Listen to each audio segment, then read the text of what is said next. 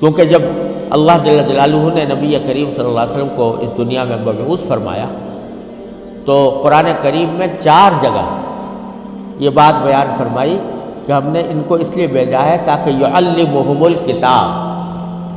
تاکہ یہ کتاب اللہ کی تعلیم دے لیں۔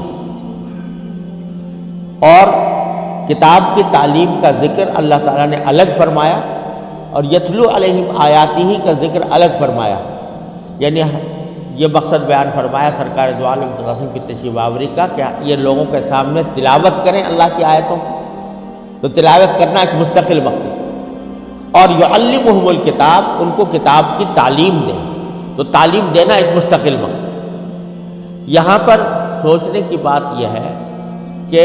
دونوں چیزوں کو جو الگ الگ بیان فرمایا اس سے ایک بات تو یہ واضح ہو رہی ہے کہ قرآن کریم کو آدمی اگر صرف پڑھے، اگرچہ سمجھے بغیر پڑھ رہا ہو، تلاوت کرے تو یہ تلاوت بھی بذات خود مقصود ہے، اور اس تلاوت کے اوپر بھی اللہ تبارک و تعالیٰ کے یہاں سے اجر ملتا ہے۔ اور حدیث میں رسول کریم صلی اللہ علیہ وسلم نے ارشاد فرمایا کہ ایک تلاوت کرو گے تو ہر حرف پر اللہ تعالیٰ 10 نیکیاں تمہارے نام اعمال میں اضافہ فرمائے۔ لہذا یہ بعض لوگ جو کہتے ہیں نا، یہ قرآن کریم کی جو تعلیم بچوں کو دی جاتی ہے ناظرہ یا حفظ کرایا جاتا ہے، ایسی عمر میں کرایا جاتا ہے جب وہ قرآن کریم کا مطلب نہیں سمجھتے، ناظرہ پڑھ رہے ہوتے ہیں یا حفظ کر رہے ہوتے ہیں، تو بہت سے لوگ یہ اعتراض کرتے ہیں کہ بھلا قرآن کو طوطے مینے کی طرح رٹانے سے کیا حاصل، علیہ باللہ۔ جب یہ معنی نہیں سمجھتے، مطلب نہیں سمجھتے، قرآن کا اصل مقصد تو یہ ہے کہ اس کا مطلب سمجھیں، اس کے معنی سمجھیں،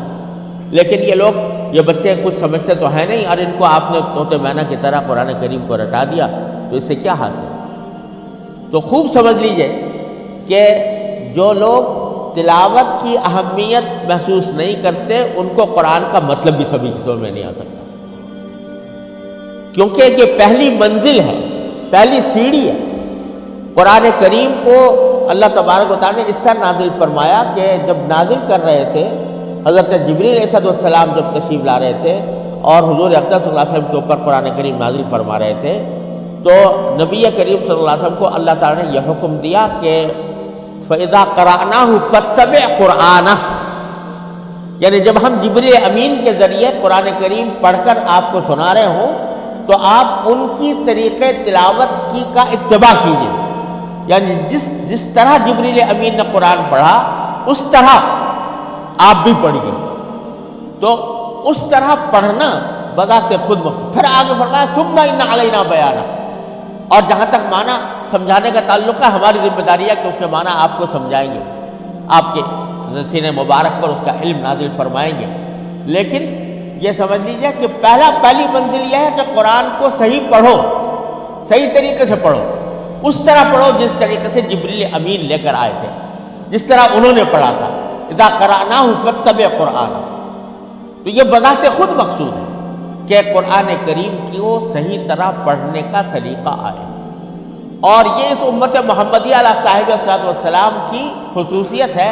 دنیا کی کسی قوم میں اس کی نظیر نہیں ملے گی کہ قرآن کریم کو صحیح پڑھنے کے لیے ایک ایسا مستقل علم ایجاد کر دیا جس کی کوئی مثال کسی مذہب میں، کسی ملت میں، کسی قوم میں نہیں ہے، اور وہ ہے علم تجوید۔ علم تجوید کے ذریعے یہ بتایا جا رہا ہے کہ کون سا حرف کس طرح نکلے گا، کس مخرج سے نکلے گا، کہاں سے نکلے گا،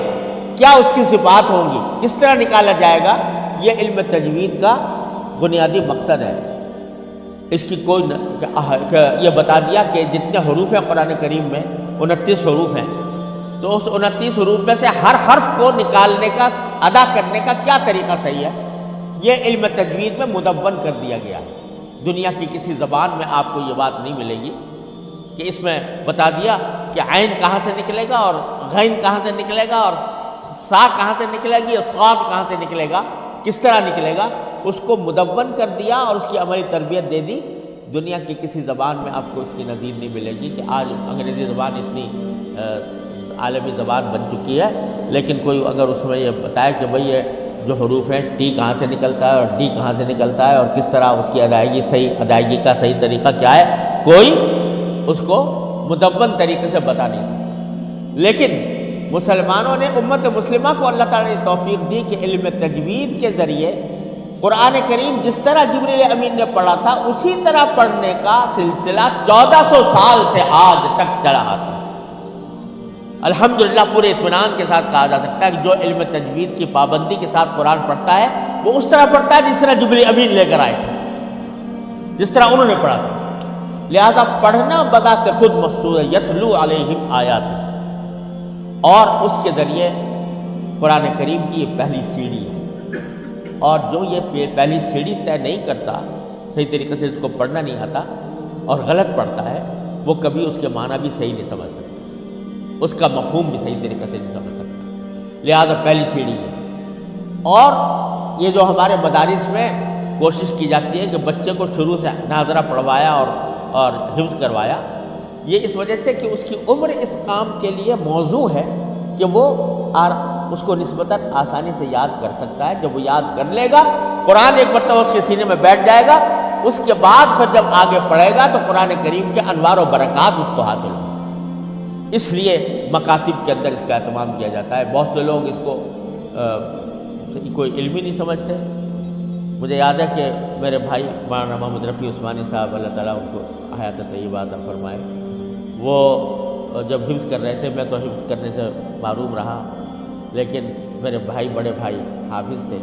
حفظ کر رہے تھے۔ تو جب کوئی پوچھتا کہ آپ کیا تعلیم حاصل کر رہے ہیں، تو وہ جواب میں کہتے کہ میں قرآن کریم حفظ کر رہا ہوں۔ تو بعض لوگ سوال کرتے تھے اس وقت کہ نہیں ہم آپ پوچھیں تعلیم کیا حاصل کریں،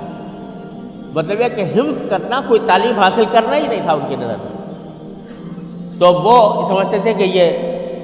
کوئی تعلیم کا حصہ نہیں ہے۔ لیکن مسلمان کی تعلیم کا پہلا حصہ یہ قرآن کریم کا، چاہے ناظرہ ہو چاہے یہ سب سے پہلا حصہ ہے، اور مدارس میں الحمدللہ سب سے پہلے اس کا اہتمام